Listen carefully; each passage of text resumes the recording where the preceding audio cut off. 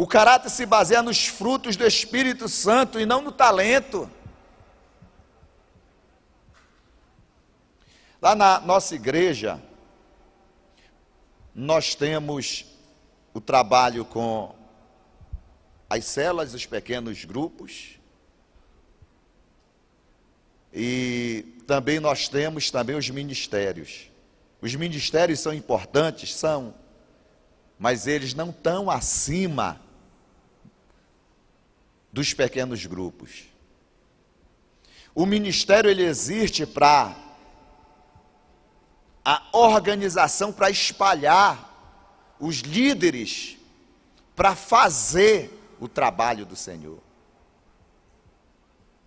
Quem canta e quem toca, nas nossas igrejas, nos núcleos, ele tem que ser, no mínimo, um líder de célula e, no mínimo, ter MDA3, que nós chamamos, discipular 3 pessoas, no mínimo.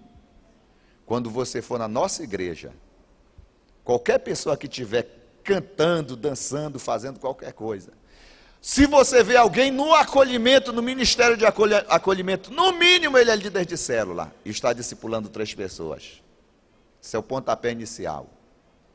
Ele é um membro compromissado com a obra de Deus. Aí você acha mesmo assim, mas pastor, eu tenho talento, sabe? Eu quero pregar, eu quero cantar. Tem uma moça, eu esqueci, nós temos CD do Ministério Paz de Louvor e Adoração, o 2º volume, tem um até que ainda nem foi lançado, esqueci para trazer alguns para cá, mas tem uma moça que se chama Giane Moraes. Ela ministra com muita unção. Ela é uma das que aparece. E ela é convidada para várias igrejas no Brasil. Mas ela é uma líder forte. Ela tem um talento. Desde pequena ela tem um talento para cantar. Ela ministra bem, ela conduz bem. Um dia você vai ouvir falar dessa moça. Mas a gente fica, a gente sabe que aquilo que ela faz, ela tem um trabalho por detrás. Ela tem discípulas. Ela tem uma área de grupos pequenos. Porque o talento vem a reboque do caráter. Não adianta o camarada dizer, eu tenho talento, eu expulso o demônio, eu ministro bem. Eu tenho talento para isso, meu pastor não está deixando fazer, eu quero fazer. Ah, querido, então mostra os frutos. Porque blá, blá, blá, ninguém quer Jesus, não quer. Eu expulso o demônio, e eu prego com autoridade. Que autoridade? Cadê o seu legado? Por exemplo, eu tenho autoridade para falar de família, porque eu estou casado com a mesma mulher há 27 anos. Minha família é envolvida no trabalho do Senhor. Então eu falo isso com autoridade. Se eu estou aqui, eu tenho autoridade porque eu tenho uma cobertura espiritual. Eu estou debaixo dessa cobertura espiritual. E há uma unção sobre isso, queridos. É uma unção. Sabe? Porque você se sente bem. Você já viu aquele camarada que está em pecado? O camarada que está enganando a mulher saindo com a outra. Ele faz tudo à escondida, ele fica.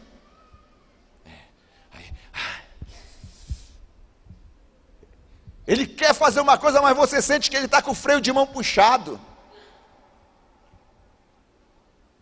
Não cresce, não detona. Porque ele precisa ser tratado no caráter. Precisa do caráter de Cristo.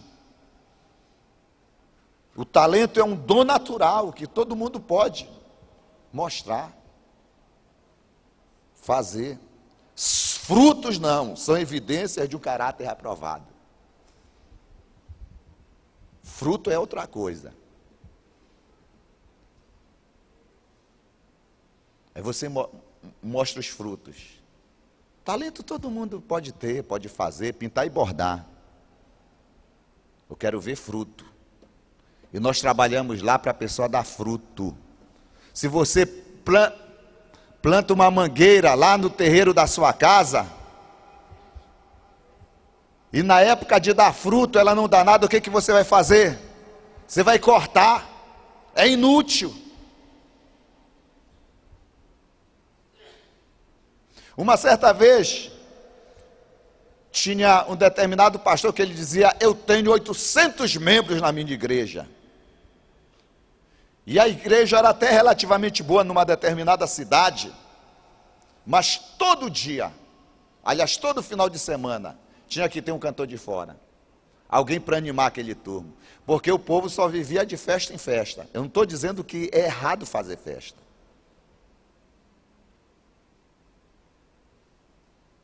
mas a festa tem que ter um propósito. Por que você está fazendo aquilo? Ou se for só para engordar crente, aí não adianta nada. Não adianta nada, queridos. Nós temos um ditado em Santarém, que o pastor Eibe, ele diz, que ovelha sadia sempre dá cria. Ovelha sadia sempre dá cria. Ovelha, quantas são ovelhas aqui? Então tem que dar cria, meu irmão. Tem que dar cria, e muitas crias. Caráter são as influências positivas e negativas adquiridas pelo indivíduo no ambiente em que vive no decorrer de sua história. Caráter, ninguém nasce com caráter. Mas o caráter, ele é formado. E é no ambiente que vive, no meio da família, na igreja, na escola, com as amizades, né? Aí nós vamos o quê? Formando o nosso caráter. A formação do caráter, isso é importante. Como é que você cria seus filhos? Quem é que está formando o caráter dele? De que forma esse caráter está sendo formado? Quando uma pessoa ela entrega a vida para Jesus, ela vem toda arrebentada do mundo e precisa ser desenvolvido o caráter de Cristo na vida dessa pessoa. E quem é que vai forjar o caráter na vida dela? Se não for uma pessoa que foi indicada para discipulá-la, para acompanhar no crescimento daquele bebê espiritual. Ninguém nasce pronto, ninguém nasce feito, ninguém nasce sabendo de tudo. Sabe, porque há muitos desvios espirituais. Porque lamentavelmente a pessoa, ela nasceu de novo, e ela foi abandonada pelos pais espirituais, não teve ninguém que acompanhou o crescimento. Quando o camarada se torna um bandido perigoso, um delinquente, aí você vai ver a trajetória dele, abandonado, abusado. Se nós queremos uma igreja sadia, se nós queremos líderes fortes, nós temos que discipular essas pessoas. Nós temos que acompanhar o crescimento espiritual dessas pessoas. Nós temos que forjar o caráter de Cristo na vida delas. Às vezes, nós queremos líderes, mas nós não formamos líderes. E o melhor lugar para se formar líderes é na visão do discipulado 1 a 1. É nos pequenos grupos. A grande maioria de nossos líderes, aliás, todos os nossos líderes, eles foram formados e forjados o caráter no discipulado 1 a 1 e nos pequenos grupos.